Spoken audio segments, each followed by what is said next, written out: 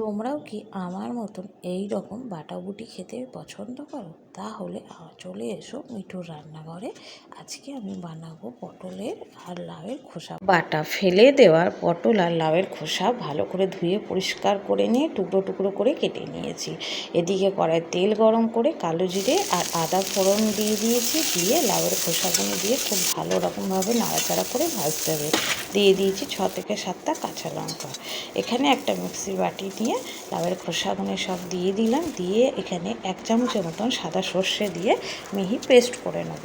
এখানে আমি কড়াই তেল গরম করে ফোড়নে দিয়ে দিয়েছি কালো জিরে আর দিয়ে দিয়েছি আরও কিছুটা কাঁচা লঙ্কা। দিয়ে এইবার আমি এর মধ্যে বেটে রাখা খোসার পেস্টটা দিয়ে দেবো। দিয়ে এর মধ্যে দিয়ে দেবো হলুদ গুঁড়ো আর দিয়ে দেবো পরিমাণ মতো নুন, মানে আর কি স্বাদ মতো নুন। দিয়ে খুব ভালো রকমভাবে নাড়াচাড়া করে এটাকে ভাজতে হবে। দিয়ে দিলাম মিক্সির বাটিটা অল্প একটু জলটা অপশনাল, না দিলেও চলে।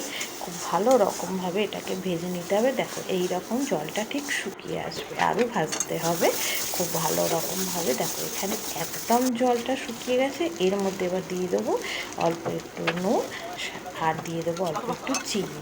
দিয়ে খুব ভালো রকমভাবে এটাকে আরও একবার ভেজে নেবো। তাহলে একদম দুপুরবেলা গরম গরম ভাতের সাথে এরকম একটা বাটা থাকলে পুরো খাওয়াটা একদম জমে যাবে। রেসিপিটা কেমন লাগলো কমেন্ট করে জানাতে ভুলো না।